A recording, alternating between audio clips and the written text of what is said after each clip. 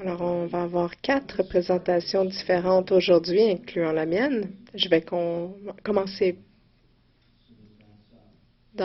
avec la présentation sur l'écran dès que c'est prêt. Alors aujourd'hui, ce dont j'aimerais vous entretenir,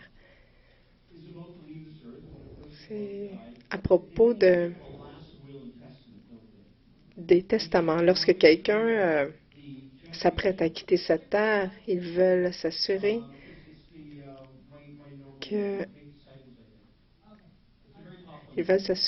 qu'ils ont laissé derrière eux un testament pour que les gens qui restent ici puissent comprendre quels sont nos désirs.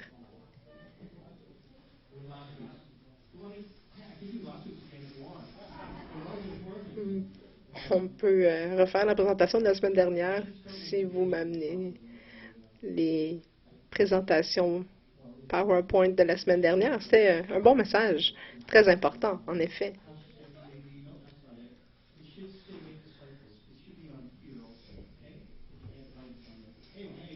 Alors, je vais commencer. On va se rattraper avec les présentations graphiques.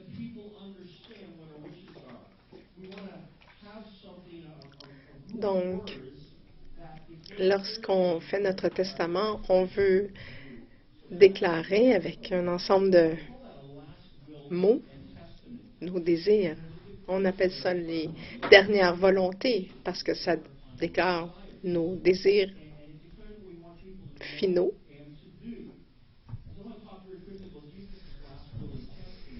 Alors, ce dont j'aimerais parler aujourd'hui, c'est le testament de Jésus.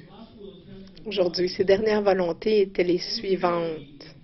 Dans Matthieu 28, versets 18 à 20, « Et Jésus, s'approchant, leur parla en disant, « Toute autorité m'a été donnée dans le ciel et sur la terre. Allez donc et faites disciples toutes les nations, les baptisant pour le nom du Père, du Fils et du Saint-Esprit, leur enseignant à garder toutes les choses que je vous ai commandées. Et voici, moi je suis avec vous tous les jours jusqu'à la consommation du siècle. »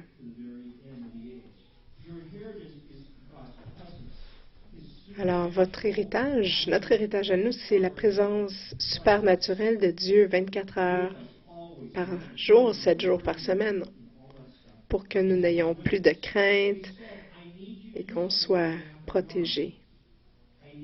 Alors, voici les dernières volontés de Jésus, c'était de faire des disciples de toutes les nations.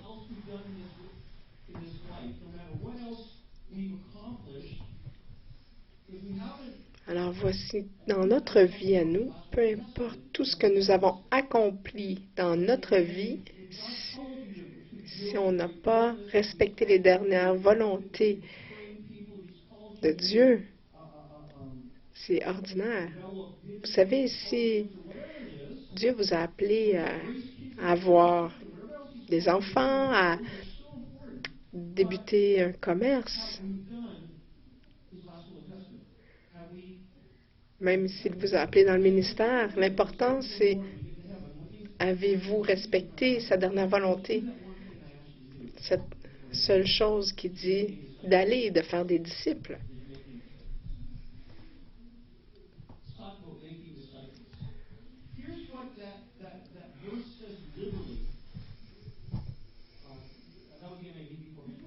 Regardez dans la version littérale en grec, c'était de faire des disciples de chaque groupe ethnique en faisant 3 choses. En allant, en les baptisant et en les enseignant de maintenir ce qu'il nous a recommandé. Le verbe grec n'est pas d'aller, c'est d'aller faire des disciples.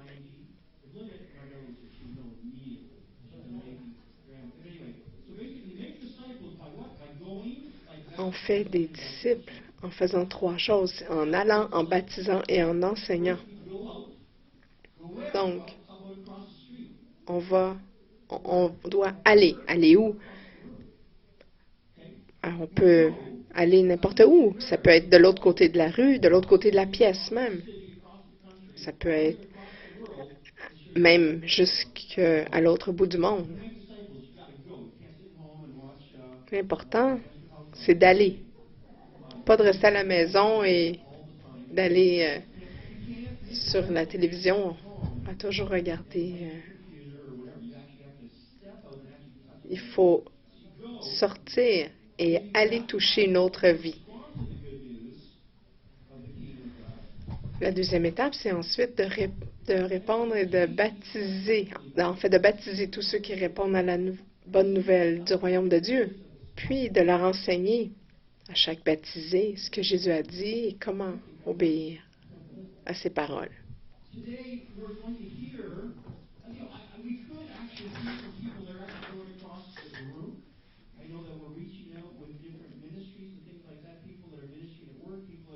Il y a des gens qui vont témoigner au travail, à leurs voisins, à la caissière du supermarché, au gym, peu importe où vous allez. Vous pouvez partager l'amour de Christ. Aujourd'hui, je vais vous inviter à entendre des témoignages de gens qui sont allés un petit peu plus loin. Ensuite, je vais avoir quelques commentaires à la suite. Alors, on va avoir une présentation ici avec Pasteur Sandy et Pasteur Mike.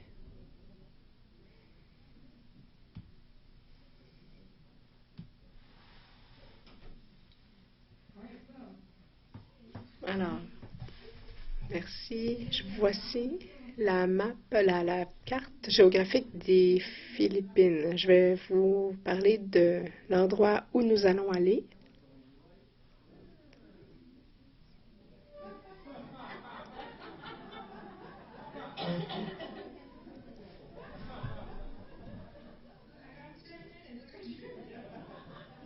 Alors, j'ai 10 minutes pour vous partager. Ouf! Alors, je vous disais, c'est une image de la carte des Philippines. Je parle pour l'équipe. Mike, Tracy, Pastor Mike et moi-même. Alors, il y a 7000 îles dans les Philippines. C'est le pays qui a la 5e plus large région côtière au monde. C'est vraiment beau. Il y a des îles qui sont très, très petites. Il y en a qui sont comme des collines. On a des eaux turquoises, des plages de sable blanc.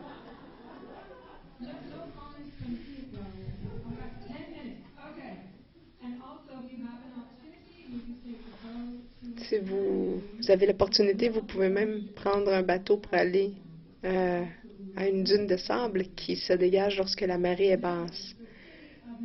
Alors, voici une photo de la capitale des Philippines, Manille. C'est la ville la plus regardée dans les magazines. C'est le plus photographié pour ses vues superbes du haut des buildings. Mais ce que vous ne voyez pas en arrière des vitrines de magasins, ce qu'on ne voit pas, c'est les villes shanty, les gens qui vivent dans la rue et dans la faim. Il n'y a pas de refuge et de banque alimentaire là-bas. C'est un choc culturel et éthique. Mais une fois que vous êtes allé, votre cœur y retourne sans cesse. Retournez aux gens et là-bas, ces gens qui aiment le Seigneur, peu importe les conditions de vie qu'ils ont, peu importe leur situation, comme les typhons qui viennent souvent et qui détruisent leur maison. Ils sont des gens merveilleux. Ils ont le cœur ouvert. Ils veulent recevoir toutes les vérités spirituelles qu'on désire planter en eux. Alors, le 4 mars, nous allons les trois partir pour ce vol de 30 heures en passant par Chicago, Tokyo et jusqu'aux Philippines.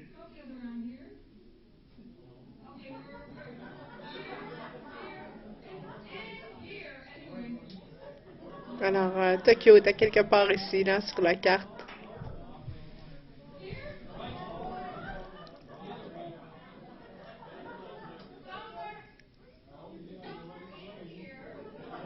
Alors, à quelque part en haut de la carte, Tokyo est au Japon.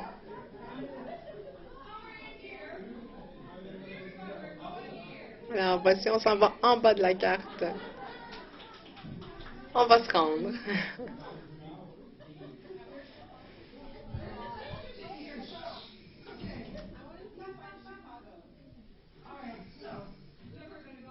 Alors, nous allons aller à Manille.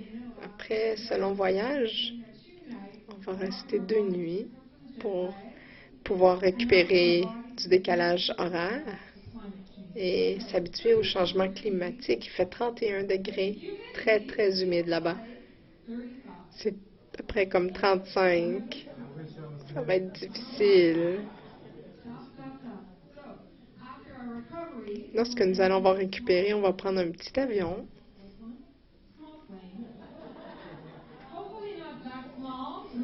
Espérant qu'il soit un petit peu plus grand que ça, et on va atterrir exactement sur cette petite piste d'atterrissage à Dumaguete.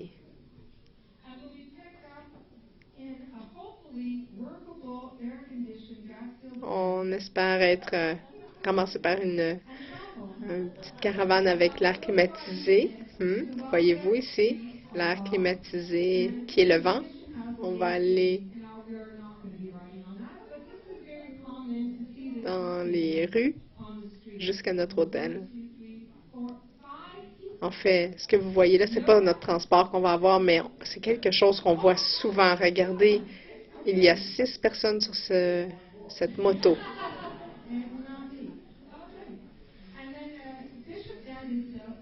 Alors, il y a l'évêque d'Anden, qui est celui avec lequel nous avons toujours travaillé. C'est lui qui va nous recevoir.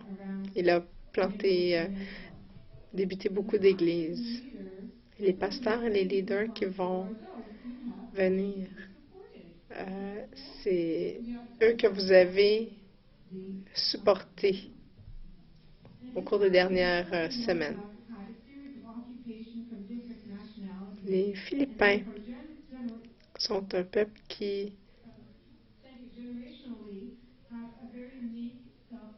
ont une attitude très humble de par leur culture. On va pouvoir leur enseigner l'expérimentation de l'amour du Père et les séries sur l'identité, de découvrir notre nouvelle identité en Christ. Ça va se concrétiser comme en leur amenant des croyances divines qu'ils vont pouvoir partager avec leur entourage. Personnellement, nous allons pouvoir voir quelles sont les fausses perceptions qu'on peut remplacer par la vérité de Dieu. Vous savez, il y a tous les jours, il y a des événements qui arrivent à tous les humains. Alors, on va pouvoir amener cette guérison-là dans le cœur et l'esprit de ces pasteurs et ces leaders pour qu'ils puissent recevoir l'amour du Père et avoir des outils pour pouvoir partager cette guérison et cet amour du Père.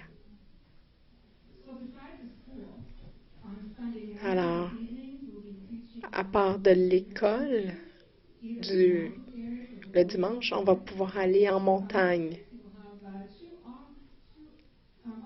Et Mike Tracy va avoir 2 opportunités de partager la bonne nouvelle à la radio. 2 fois par semaine, 2 fois, en fait, durant la semaine, on va aller dans un service d'évangélisation en plein air. Alors, une fois de plus, nous vous remercions pour votre support. Alors, écoutez, en date de dimanche dernier, on avait 84 supporters. Alors, c'est merveilleux. On demande prière pour notre sécurité, notre santé, que nos cœurs soient ouverts et disponibles pour libérer ce trésor et partager cet amour de Dieu. Je voudrais finalement vous montrer un cadeau qui nous a été remis la dernière fois. Ça a été fait. Ce chapeau a été fait de pelure de banane. Et Mike a eu le sac à main. C'est merveilleux, non? Et ça se replie très bien. Alors, très pratique.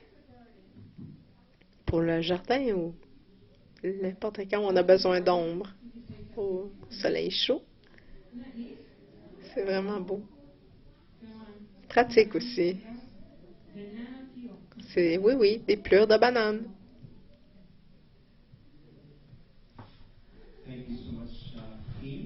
Merci, chère équipe. Nous allons prier pour la fin du service. Et je vais inviter Pasteur Debbie qui s'en va au Mexique mercredi prochain. Je veux juste mentionner à la table derrière, j'ai mis des enveloppes et des formulaires pour les cartes de crédit si vous voulez donner, partager. C'est bon pour les impôts. Alors, juste écrire Philippines, Mexique ou Afrique sur votre enveloppe selon la mission que vous désirez encourager.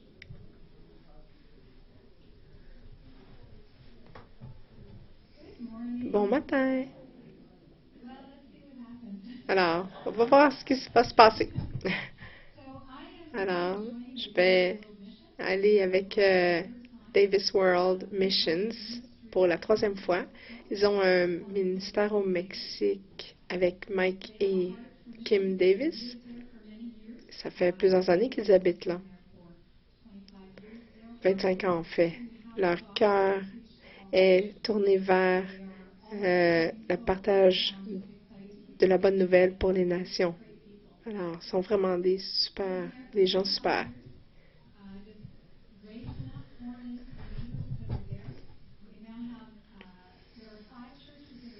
Ils ont établi 5 églises et ils en commencent encore d'autres dans des régions plus éloignées. Alors, voici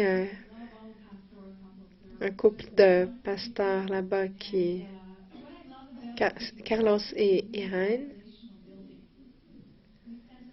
On passe du temps ensemble à chaque matin pour entendre leur cœur, savoir ce qui se passe dans le ministère. Mike et Kim sont là pour aider et guider dans les décisions et on veut savoir aussi quel est ce que Dieu leur partage, leurs rêves. Vous savez, j'essaie de comprendre le tout en espagnol, mais on a quand même des traducteurs pour nous supporter.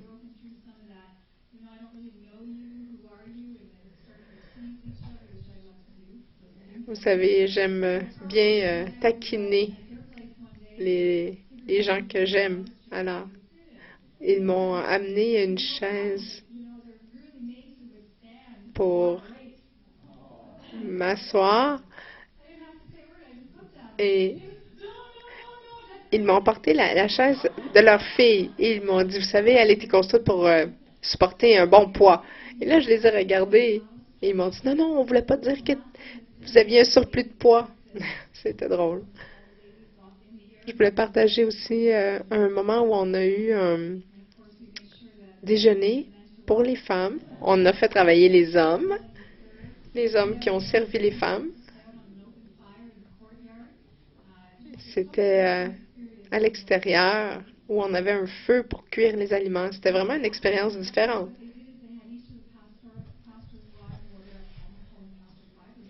Alors, les femmes pasteurs là-bas ont pu partager leur cœur. Elles étaient un peu nerveuses, mais vous savez, elles sont humaines. Mais elles rencontrent les mêmes défis que nous. Elles aiment, elles sont tellement passionnées par le Seigneur et la bonne nouvelle. Alors,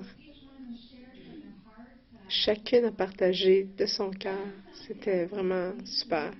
Regardez le couple ici, Santiago et Annalise. C'était 4 heures de conduite de l'église El Tamarindo.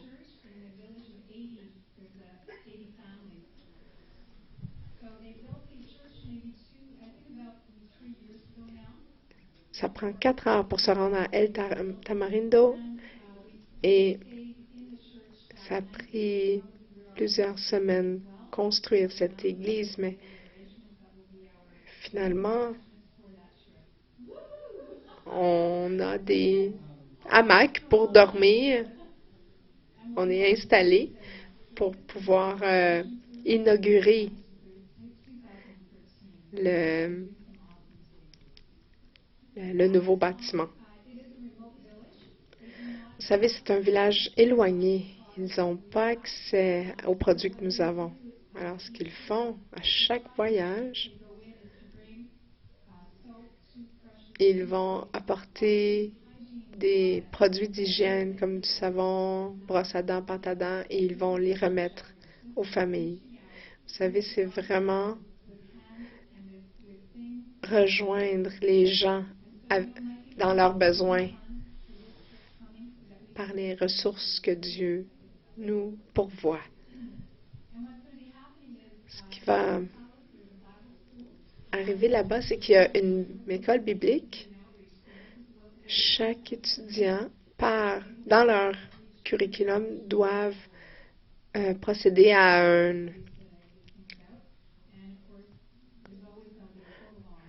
un partage public et c'est ce qu'on va les aider à faire. Il y a Pasteur Rafa et Maria. Je vous le dis, il est rempli de l'onction. Dès qu'il parle, l'onction se répand.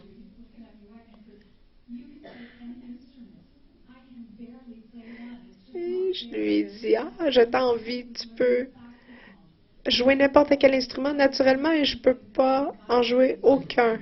Le saxophone, le violon, il prend l'instrument, il l'apprend et il est rempli d'onction. C'est vraiment merveilleux. Il y a leur église Renacimiento. Ici, ils partagent sur l'amour de Dieu. Et maintenant, ils sont en train de partir à une nouvelle église qui est 2 heures de leur emplacement d'origine. Il y aura même une route principale qui va passer par là avec une école. C'est comme un petit village qui se construit autour de l'église. Il y a aussi le couple pasteur Amanda et Chucho. Leur église à Llano Largo. que j'ai partagé sur notre adoption en tant que fils et filles de Dieu. Cet homme, ce soir-là, a donné son cœur à Dieu. On a eu 3 conversions réelles. Il y a aussi le pasteur Norberto et Aïda.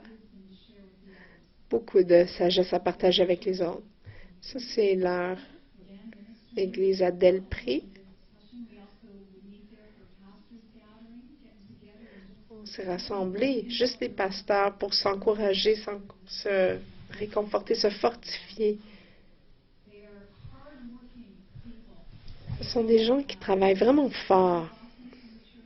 Ils reçoivent un petit peu d'offrandes, mais chacun d'eux travaille en plus d'avoir le ministère. Alors, un est dans la comptabilité, l'autre dans une fabrique des armoires. Alors, ici, c'est l'église mère à Puerto Marquez.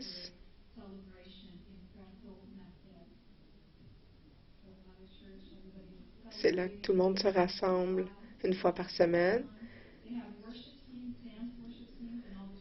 Ils ont aussi, dans toutes les églises, une équipe de louanges par la danse. C'est là que tous les jeunes se rassemblent au lieu d'être dans la rue. C'est ici un dimanche spécial où ils avaient une cérémonie de graduation à l'intérieur de l'équipe de danse. Alors, il y a des jeunes leaders qui sont bâtis et même à un âge très, très jeune. Un jeune qui prie pour ses parents.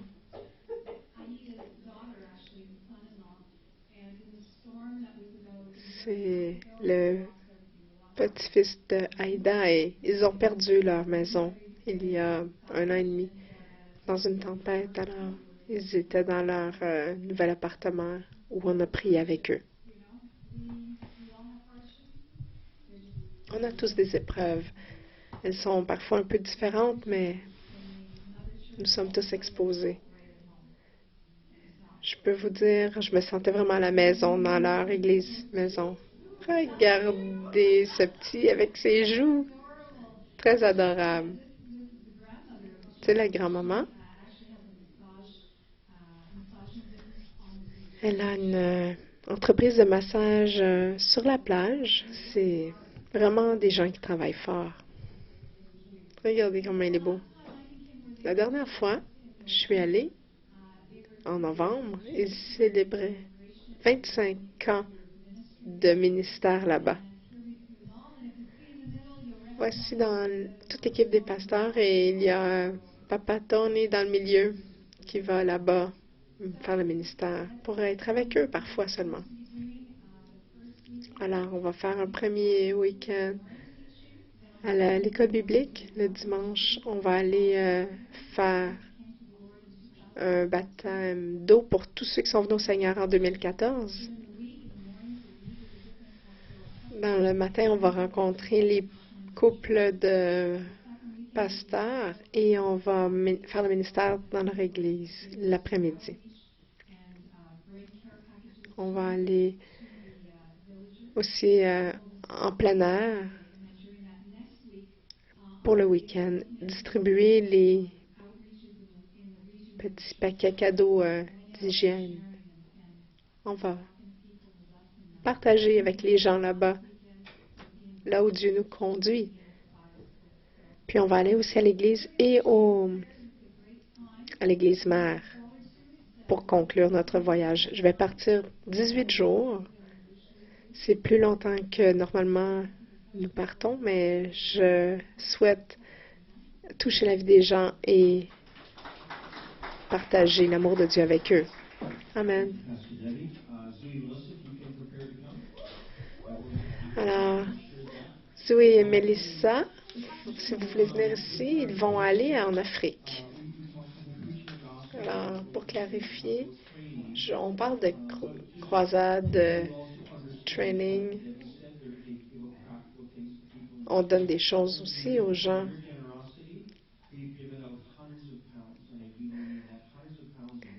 On a donné des centaines de livres de médicaments, des vêtements, de la nourriture.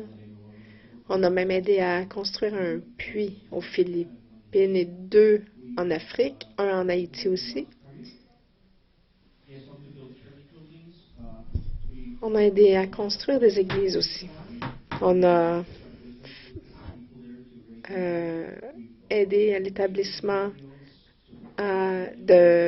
d'une poissonnerie, de champs de canne à sucre et de noix de coco.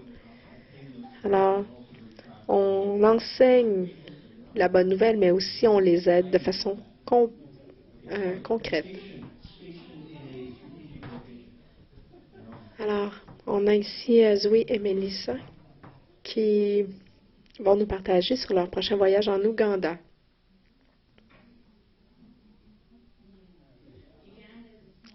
C'est une petite nation à l'est de l'Afrique. C'est une des zones les plus pauvres. Il y a 37% de la population qui vit sur moins de 1,25 $ par jour. Il y a 38 millions de gens, avec la majorité à moins de 15 ans. Et presque 40% des enfants se marient avant 18 ans. 25% ont des enfants. Il y a 25 000 enfants qui ont été enlevés depuis 1985 par le LRA. Il y a 2,7 millions d'orphelins là-bas. C'est plus grand que la population de Montréal. Ça me frappe. Pour ceux qui ne me connaissent pas, je suis Mélissa et il y a mon mari Zoé qui est là au fond. Ça fait presque 14 ans qu'on a été mariés. Ça fait presque 10 ans qu'on est ici à Destiny. Certains d'entre vous nous connaissent, certains nous connaissent trop bien. Il y a des gens qui ont pas eu la chance de nous rencontrer. Voici notre histoire. Voici comment nous vivons de façon consciente et volontaire. Zoé et moi avons un restaurant. Zoé a parlé avec un couple, une femme et son mari ingénieur. La femme m'a dit qu'ils ont travaillé et vécu en Afrique. Et je l'écoutais et j'ai commencé à pleurer. En fait, les larmes coulent toutes seules. La femme me regarde comme si j'étais un peu folle.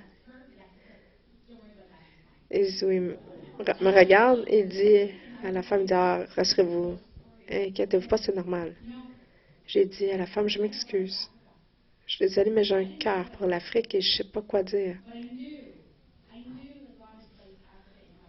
Mais je savais que Dieu avait placé l'Afrique sur mon cœur. Écoutez, je dis le mot Afrique et mon cœur veut pleurer. Cette année, nous allons y aller. Nous allons remplir un rêve que Dieu a placé dans mon cœur. Nous allons rencontrer les gens que Dieu a placés sur mon cœur. Comme vous le savez, Zoé et moi, on n'a pas d'enfants. On a tout essayé, mais on n'a pas eu d'enfants. Nous attendons et nous prions pour notre miracle. Durant ce temps, au lieu de focusser sur mon cœur, le désir de mon cœur, écoutez, j'ai tellement demandé souvent. Nous avons acheté une maison avec un jardin. La maison est près d'une école. On a même acheté un chien parce que les gens disaient, achetez un chien, vous allez avoir un enfant. Il n'y a rien qui s'est passé, mais c'est correct. Ça a pris beaucoup de temps pour moi de dire c'est correct de ne pas avoir d'enfant. Pendant que je gérais tout ça, j'avais cette émotion en moi qui disait, qu'est-ce qui se passerait si on mettait toutes ces énergies-là pour un enfant de nous? Si on pouvait donner cette énergie, cette aide financière à des enfants qui ont besoin d'être aimés. Alors, j'ai commencé à pleurer et il y a quelque chose qui se passe en moi. Je savais que c'était ce que Dieu avait pour nous. Maintenant, juste laisser aller, donner et faire confiance. Alors, notre aventure a commencé. De vivre avec un but. Ne pas attendre que la vie arrive pour nous, que la vie se produise en moi, dans mon cas, mais plutôt de faire quelque chose, parce que l'amour, c'est une action, c'est pas juste une émotion. Pour nous,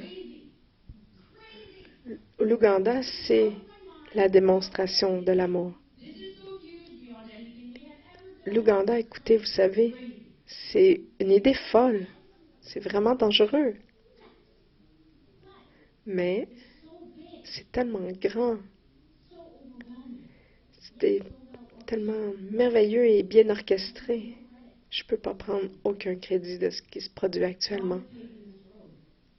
Dieu nous ouvre la voie.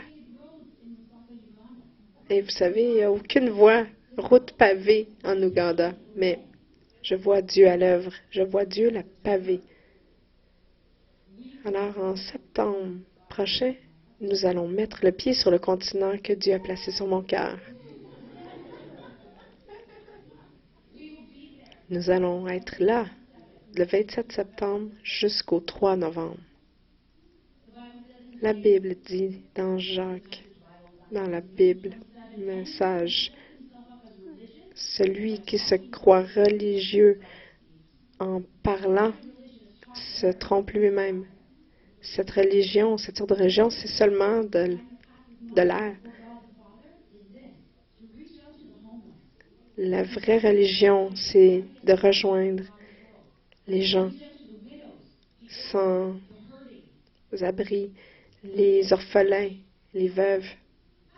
Vous savez, pour nous, cette Église, regardez, vous avez entendu Pasteur David raconter tout ce que nous avons fait dans le passé. On veut être des gens d'action, pas seulement des gens qui parlent. Alors, Zoé et moi, on va travailler dans l'orphelinat Eagle's Wings, le village d'orphelins Eagle's Wings. Ces orphelins sont enseignés l'amour de Dieu et ils sont enseignés dans un métier de leur choix, un métier manuel. Alors nous, on va aider, on va jouer avec les enfants, enseigner, nettoyer, n'importe quoi qu'ils vont nous demander de faire pour servir, de servir le personnel et les enfants. Alors, regardez les visages de ces enfants, leurs yeux, leurs sourires. Vous allez voir les fondateurs de cette orphelinat Eagle's Wings et voyez l'amour en action.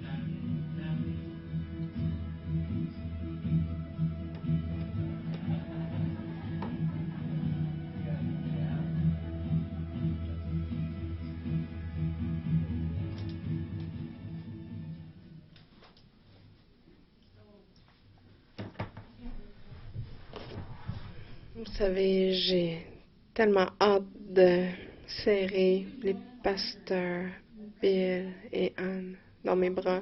Vous pouvez nous prier, vous pouvez prier pour nous, nous parler, nous encourager, nous aider à rassembler les finances qui sont requises pour cette aventure.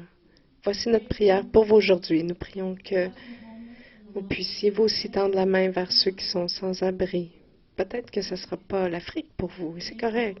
Ça pourrait être peut-être la banque alimentaire du coin, servir vos voisins ou à l'école du dimanche, mais peu importe ce que ce soit, suivez votre cœur et allez-y avec les capacités que Dieu vous donne.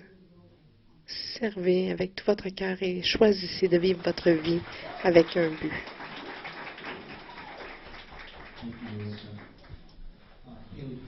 Merci, Mélissa.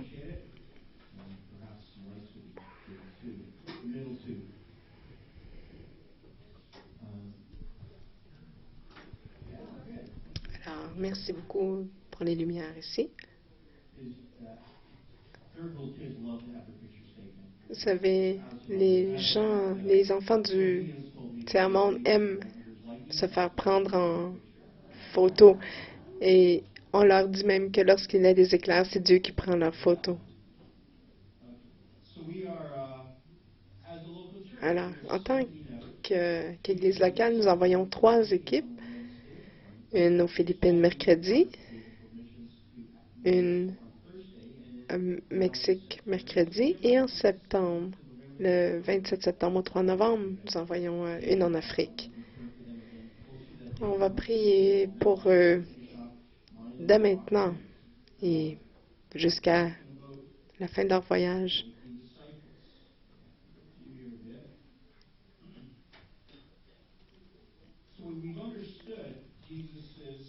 Alors, on a compris la dernière volonté de Jésus dans son testament, selon Matthieu, qui est d'aller faire des disciples.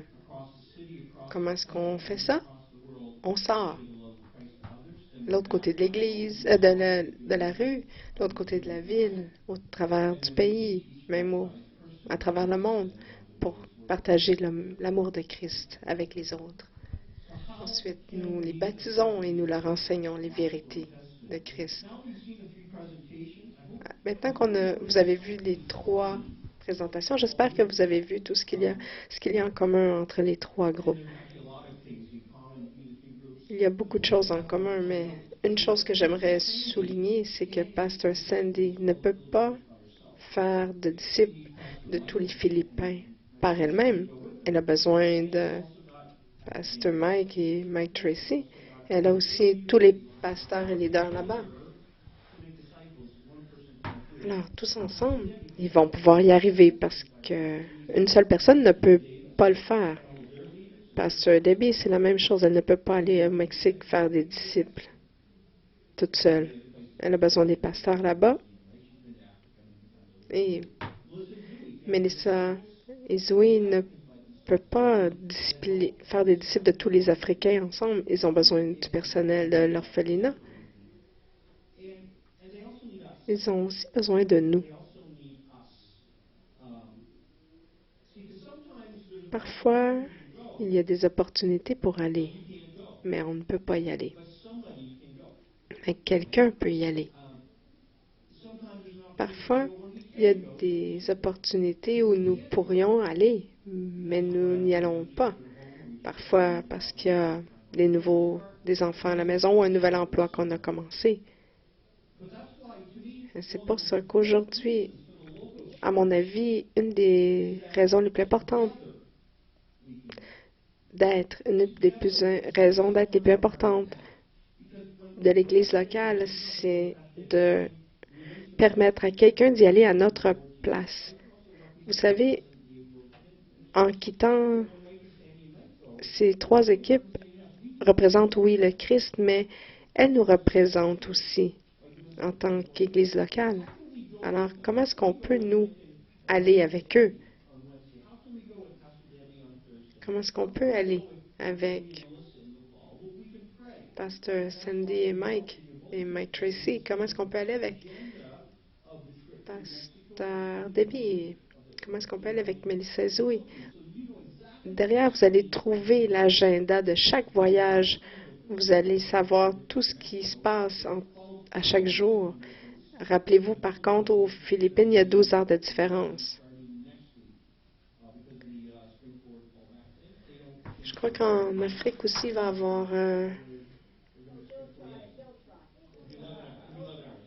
en tout cas, vous pourrez vérifier les heures exactes, mais une des manières d'aller avec eux, c'est de prier pour eux. C'est pour ça qu'on vous a donné l'horaire complet. Vous allez pouvoir savoir ce qu'ils font à chaque jour. On va pouvoir prier spécifiquement. Donc ça, c'est la première chose qu'on peut faire pour être avec eux. Deuxième chose, c'est de donner. Vous voyez, je crois que Pasteur Debbie a déjà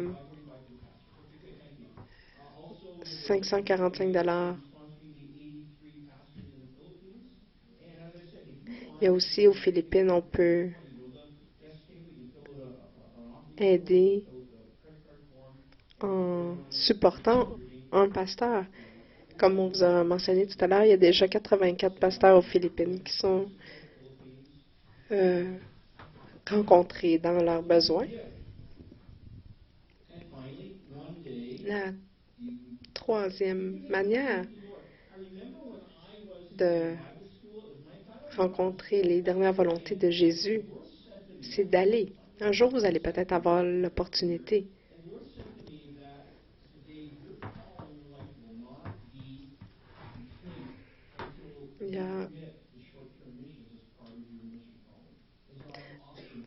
J'ai senti pendant ma deuxième année où je suis devenu chrétien, que le Seigneur m'a dit, ton appel ne sera pas complet tant que tu n'auras pas fait des petites missions. Alors, vous savez, les opportunités peuvent prendre différentes formes. Ça peut être l'autre côté de la rue, l'autre côté de la pièce, comme je disais, mais ça peut aller aussi jusqu'à aller à l'autre bout du monde. Peu importe, elles vont toujours être des expériences de transformation pour votre vie. Alors, notre prière pourrait être, Seigneur, donne-moi cette possibilité d'aller lorsqu'il y a une opportunité. Je vous dis, il y a aussi la promesse de notre héritage. Matthieu 28, versets 18 à 20. Et je vais être avec vous jusqu'à la fin des temps. C'est notre héritage. Avec ça vient le salut éternel. J'aimerais que les équipes reviennent ici à l'avant et tous ensemble, nous allons prier pour eux. Il n'y aura pas de douleur, je vous le promets. En tant que congrégation, nous aimerions les relâcher. Comme je vous ai mentionné il y a quelques mois, une des choses qui manque parfois dans les églises aujourd'hui, c'est d'être envoyé. Parce qu'on ne veut pas avoir la permission de partir, on va être envoyé pour être envoyé, partir avec l'autorité de Dieu. Alors, voici ce que nous allons faire. J'aimerais que tous puissent venir ici à l'avant. Ceux qui sont en ligne ne peuvent pas le faire, mais nous allons les entourer complètement en tant que congrégation. Que ce soit votre première fois ou votre millième fois ici dans cette église, nous voulons tous les entourer et les entourer pour les relâcher aujourd'hui dans ce que Dieu désire faire avec eux.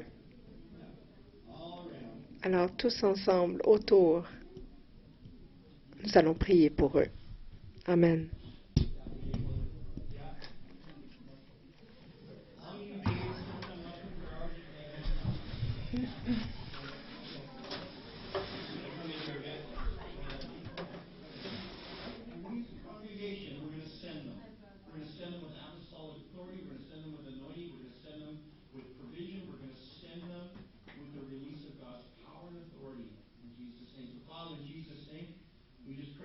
now we pray for Mike.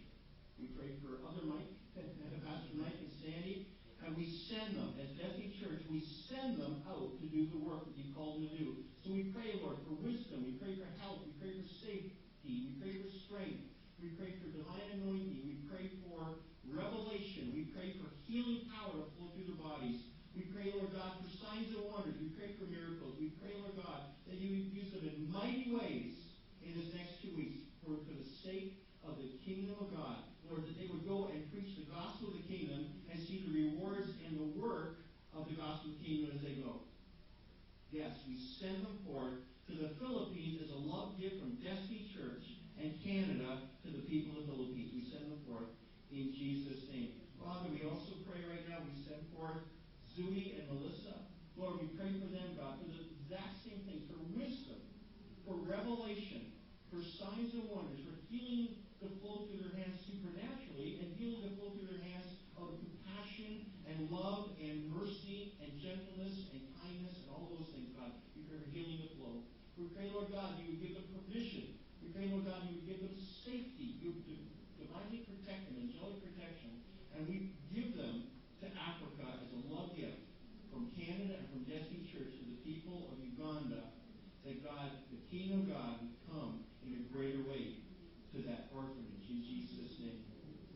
And Lord, we pray for Pastor Debbie today in Jesus' name as she goes to Mexico. We again pray for wisdom. We pray for revelation. We pray for your anointing. We pray, Lord God, for signs and wonders. We pray for healing to flow. We pray for insights to come. We pray for divine help. We pray for protection, angelic protection. And Lord, we just pray that as she goes, we pray the same thing for Mike and Kim as she's in partnership with them. God, that you would just bless this team and you would use them mightily to bring the gospel of the kingdom to the people of Mexico. So, Father, we give her as a love gift from Canada and from Destiny Church to the people of Mexico. Father, in Jesus' name, we make the difficult choice of saying, Lord, we have to release them, God, because it's in your will. We'll miss them, but we know they're going